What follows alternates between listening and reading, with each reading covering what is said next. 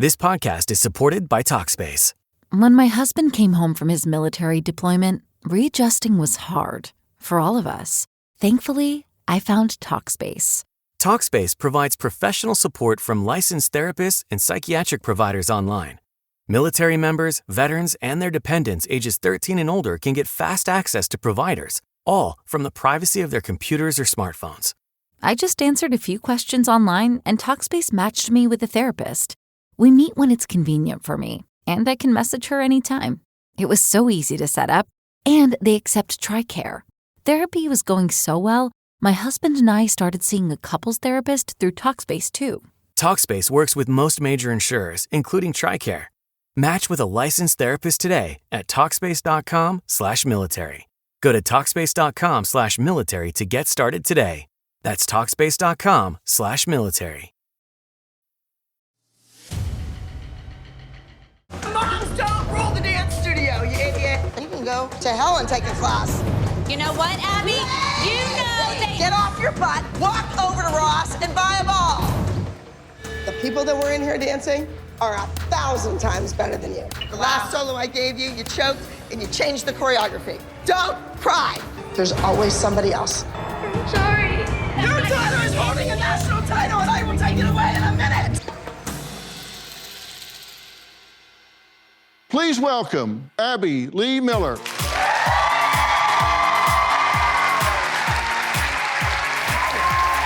Abby, how are you? I'm great. Nice to meet you. Good to meet you. We'll help you switch over here. Okay. Shall we do this? Thank you. Everybody always asks, when are you going to walk again? Are you going to ever walk again? And I'm like, I'm walking right now. Okay. Thank you for being here. Well, thank you for inviting me. Yeah. First, when we saw you on tape and all, you were up and moving around, and now you're obviously managing a health issue. But we'll talk more about those challenges later and when it started and all of that. Let's take a look at the beginning of your journey. My mom was the most creative person that I've ever known, and she taught children to love to dance. We got a flyer in the mail at the house about a dance competition. And I said, Mom, I want to do this. She thought, you're going to pay money to dance and people are going to watch you and tell you what they think of your work? Like, this is absurd. You should get paid to perform. That's the first time you saw the words dance and competition next to each other. It didn't exist before that. So I said, no, Mom, I don't want to do a solo and dance in the show. I want to choreograph a routine. That was my passion, my dream. So I took 3 of my girlfriends and I taught them a trio. I got the costumes, I rhinestoned them, I picked the music. I had to edit the music on reel-to-reel tape with a razor blade, and you cut it and splice it together. And they won. And I had that little 14-inch plastic trophy in my hand, and it was like suddenly I knew what I was put on this earth to do. The combination of my dad's toughness, his grit, and my mom's creativity made me into this dance teacher that is hard on kids.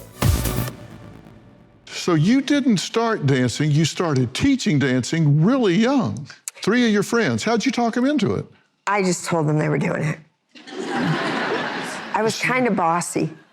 And when I first started my competition team, I was telling adults, you know, I was 14, 15, 16 years old, and I'm telling people that were school teachers and principals and people that own their own businesses, this is where you're going on vacation. This is what you're gonna wear Monday night. This is what you're wearing Tuesday night. And they did it. I guess I was believable. And it worked, obviously. They won, you went on teaching, and then you wound up doing Dance Moms. And this was really controversial. It was interesting. You said they didn't cast it for the dancers, they cast it for the moms. Yes, when they originally bought the show, a friend of mine created the show. Well, I created the show, but okay. So he gets credit for it. And they created the show, and 11 networks were interested, which is unheard of now. 11 networks. Lifetime bought it and immediately changed it into a housewives show that was centered around a dance studio. So it was to be 80% the moms, 10% the kids, and 10% the dancing, and 0% me. I was not on the show. They were just using my studio for free. Okay, so in the beginning, you weren't part of it. No, they just liked my building, and I was friends with the guy that created it. So. Okay, so how did it get to become more about you? I'm looking over his shoulder thinking, she owes me money, and she owes me money, and she owes me money, and she owes me money. All of these moms? Yes. Yeah, okay. Well, we'll get back to that. All right, coming up, why Abby says her aggressive approach as a dance coach was a must. And the way this was cast, I'm kind of understanding that. We'll get back to that right after the break. Turn around, let's go.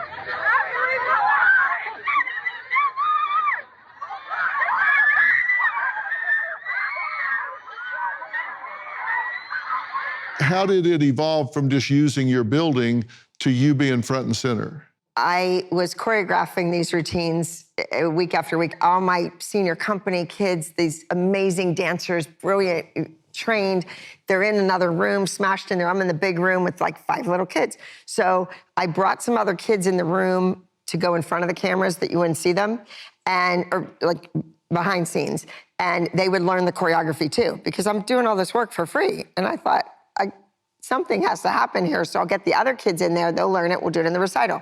I told one kid to go out and come back looking like a dancer. She had her hair down, big sloppy t-shirt on, and socks. It's dangerous. So within 5 minutes after the kid walking out of the room, the mother comes in, slams the door open, screaming, yelling at me, and the other children were frightened. So I kind of dashed out of the room, and she chased me around and around and around. So I dialed 911, and the dispatcher answered the phone and said, "Officer Broadway, what's your emergency?" And I thought, this is crazy. How did this happen? But it was like fate, and the heavens parted and the angels sang, and I said, there's a psycho woman. She's chasing me around my building. She's scaring the children. Come get her. I want her out. And they said, does she have any weapons? And I said, just her mouth. So when that footage got back to the network, they said, who is this woman? Well, that's the woman whose building you're using for free. From then on, I was on the show. What are the chances of getting a 911 operator named Officer Broadway? Well, that's what I mean. It was absolutely insane. And I looked to the corner, and the producer was there.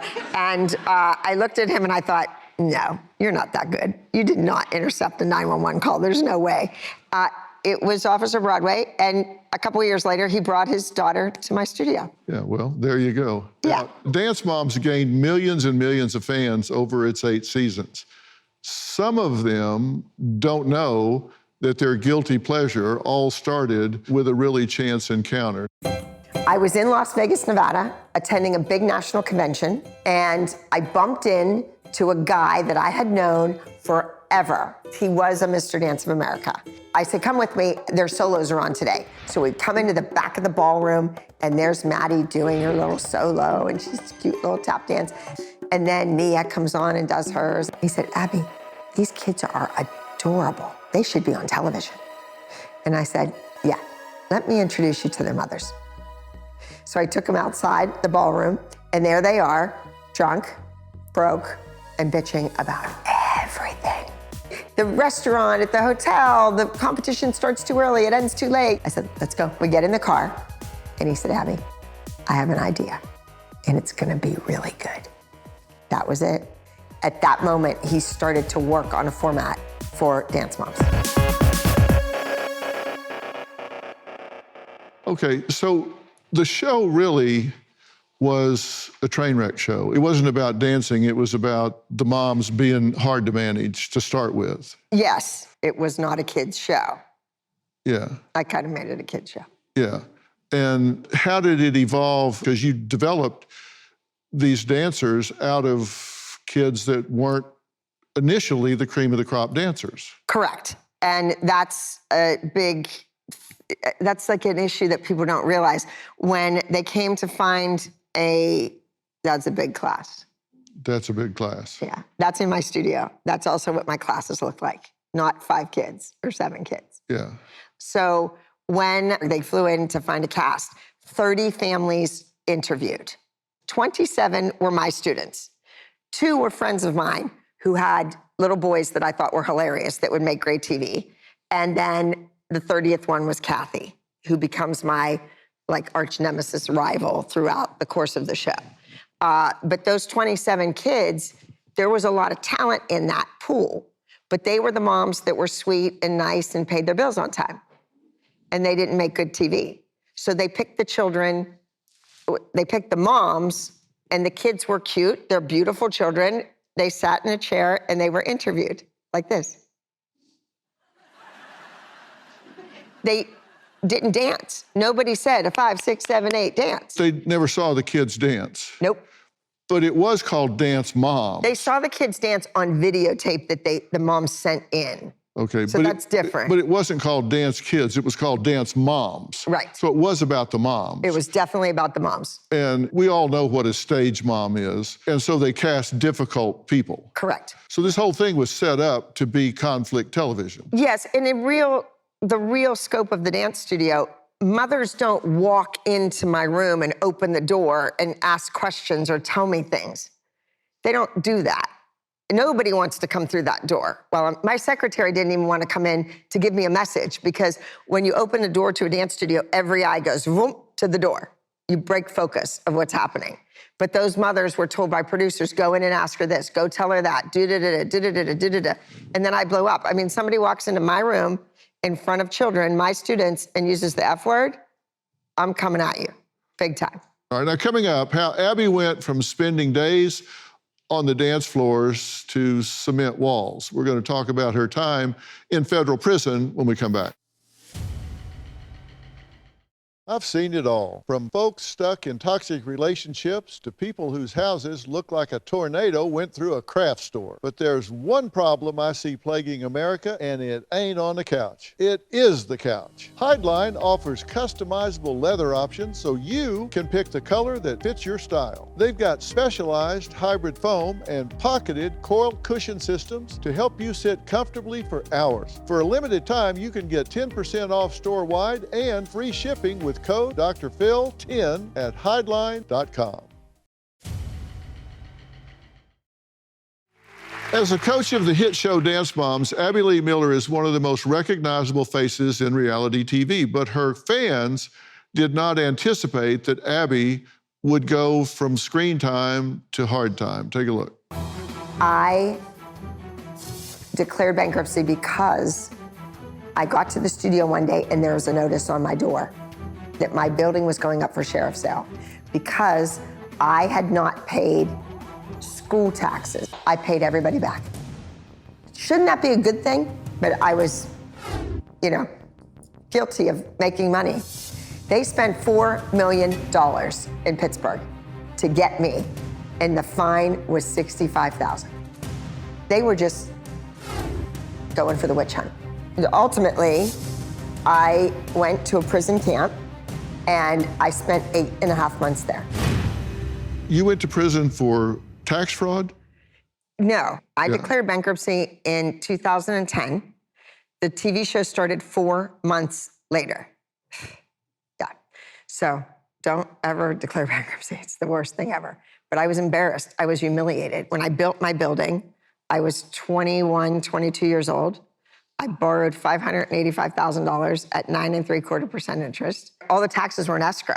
So years later, I bought a house in Orlando and I refinanced the building and the house all in one package. And they put the house taxes in escrow, but not the building. But I didn't know that. And then 3 years later, they come at me about it. And I'm like, when I was 2 months late, why didn't you come and say something? Why did you wait for 3 years? It was $37,000. And I didn't have it. And I was embarrassed and mortified and didn't want to tell anyone. I didn't even want my mother to know. So I declared bankruptcy, and then the show starts. I'm in bankruptcy. I don't start making money on the show.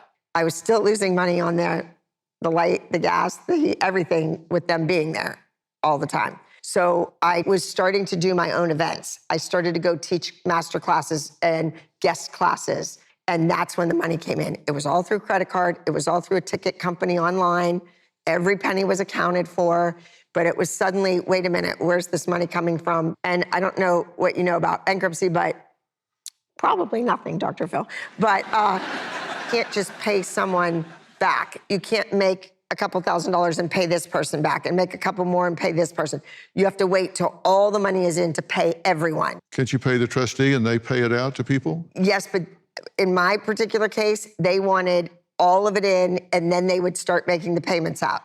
And I paid everyone back 100% on the dollar. And I was indicted on 21 different indictments. The only one that stuck was that I was maybe going to walk away from the home in Orlando that I bought in 2008, okay? It was on an adjustable rate mortgage, and my bankruptcy attorney got on the stand in court and said, Abby knew nothing about this. She was adamant that she wanted to keep her house. She was not walking away, but we could not even get a phone call returned from Chase Bank. They did not want to play ball until we said, well, then she's just going to walk away from the house. Then, all of a sudden, Chase Bank goes, whoa, wait a minute. Don't walk away from the house. Let's work this out. And they did. 4.9%. It wasn't even that low back then. I still own the house. I paid every payment. And that's why I went to prison, because the judge said, if anyone at Chase Bank knew you were on a television show, they would have never negotiated the rate that low. How could no one at Chase Bank know I was on a TV show? Pittsburgh spent $4 million chasing me around, looking through my garbage in front of my house instead of just knocking on the door and asking me. And so they needed to get something back. How was prison? I went to a federal prison camp in California. It was like your mom and dad dropped you off at the wrong Girl Scout camp. Like, not the one with the horseback riding in the swimming pool, but the other one, the cheap one. That's what it was like. I lost 127 pounds, and I read 150 books. Yeah. Well, you had time to read. Yep.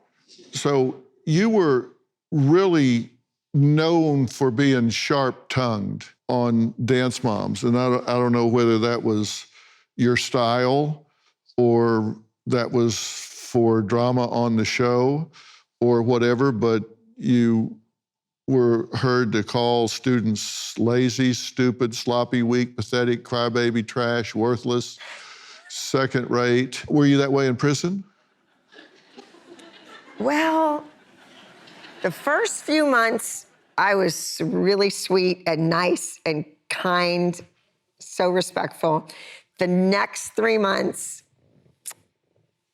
it was getting a little annoying. Then the last 2 months I was there, when a guard would go, "Where's Maria at?" And I'd yell from my bunk, "You don't need that at the end of the question, it's a preposition." Yeah, so I had it by then. So you were correcting their grammar? Yeah, yes. How'd that go over? They didn't even know they were saying anything wrong. You entered prison just 2 months before your 52nd birthday. Mm-hmm. What was it like to spend your birthday in prison? Did they give you a cake? Or? Yes, they did. They're very inventive.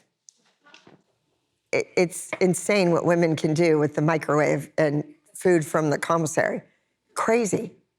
They're very talented. There should be a whole show, a cooking show, but in prison, what you can do. It's unreal what they can do. Not me. I was so naive when I got there. The women were fighting over the microwave. So I just called my friend when you're allowed to use the phone and said, "Can you get like a dozen microwaves and just ship them here? Just call Amazon or whatever, get them and send them here." And they arrive and they're like turned away because you're not allowed to do that.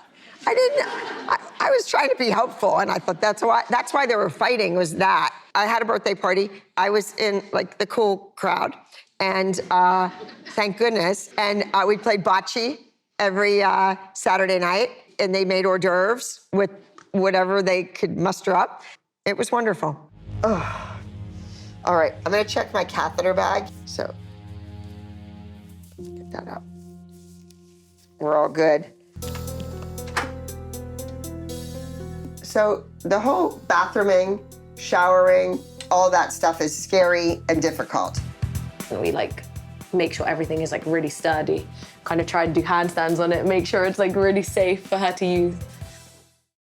13 years after Dance Moms made its debut, fans of the show are taking a tougher look at the impact of the reality series and taking a harder stance against Abby herself. Now, what do you say to critics who tell you to just move on from Dance Moms? Well, dance is my life. It's what I do. I still teach, I still choreograph, I still train students to become professional working dancers. You trained women in prison. I did. You taught them how to dance. I did a Christmas number for them for the big visiting day, for Christmas, for the holidays, for their families to come. How'd they do? They did great, and their kids were ecstatic. They were thrilled. Yeah? Yes. So that's just what you do. You teach dance. Yes. Yeah. It's in my blood. And they've relaunched Dance Moms, right? They tried. It doesn't do as well as my reruns. Yeah, I think they made some mistakes. After a hiatus, the show came back for a final season, and they spotlighted your return from prison. Yes. When they did that, as well as this unexpected health diagnosis that you've dealt with. So let's take a look at that. I had a pain in my back. It was so horrific. I had to flap my arms like a bird.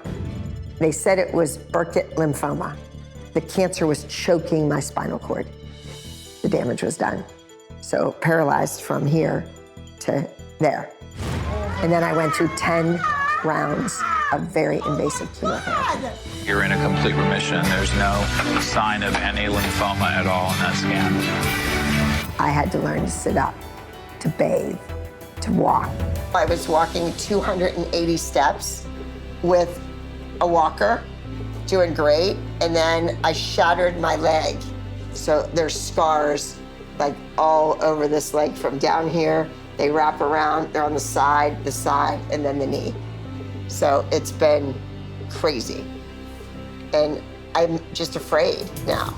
And once you have an injury where you shatter your leg, and then you have literally 3 months not weight bearing, it's rough.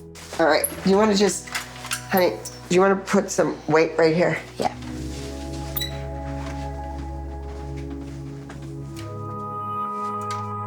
You good? Yeah. Just pain in your legs. Yeah. You have to be really motivated. I know. If I had a coach like me, if I had me to coach myself, I would be walking every day.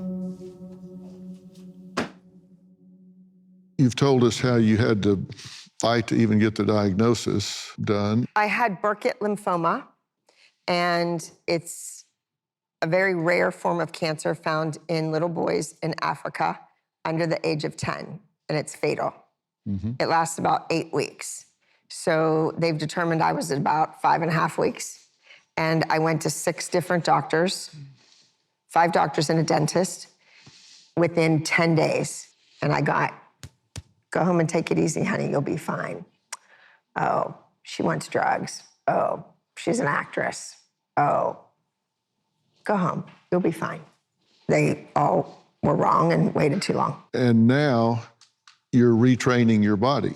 Right. What is the reasonable goal? Will you be able to get back to 100% functionality? I don't know if I'm ever gonna run through the airport to catch a flight. I don't think so. But will it be easier to transfer? Yes. Will I be able to walk from my bed to the bathroom? Let's hope, yes. The biggest problem when I was released from prison, that's a whole other story too. I was in a halfway house. So when you're in a prison camp, it's all very white collar or people that work their way up to get there that aren't gonna do anything to jeopardize that. When you go to a halfway house, there's the murderers and the rapists, and you're just all living together. And you can only go to the closest doctor or the closest hospital. You have to draw a map where you're gonna go, how you're gonna drive there, and how you're gonna come back. And so I was very limited with the resources to have my back looked at. And shame on those doctors that missed it. At this point, you're going through all of the retraining, the rehab, all of the things that you have to do nerve-wise, muscle-wise, and all. And this is an arduous process, obviously. Yes. But you are making progress. Yes. A lot of it is mental. Having the confidence to actually take the step, to go up a step. I do stairs. Like, that's the big thing. I'm trying to go up and down stairs because so many places you go, the wheelchair just can't go up and down. After I've shattered my leg twice, not once, but twice, you're afraid that it's going to break again. Because you have so much chemo, 10 months of chemo, and it was 5 days of a bag this big, right? And then I had spinal tap, where they go into your spine and they take out spinal cord fluid and they put chemo in. Then on the 7th day, I had a lumbar injection where it goes up your spinal cord and around your brain 10 times. And in between those 7 days, for 23 days, I would go to the rehab, the physical rehab place. So it was just a very long, painful process. And your bones are brittle, and they don't tell you that till you shatter your leg. Oh, it's from all the chemo. You have bad bones. Well, why didn't you start the osteoporosis stuff right after the last chemo round? Yeah. Why do you wait till you break the leg? But you've taken a few steps even this week, right? I was 280 steps without stopping or resting before I shattered my leg. And now I'm back up to 75. All right. So yeah, you're moving.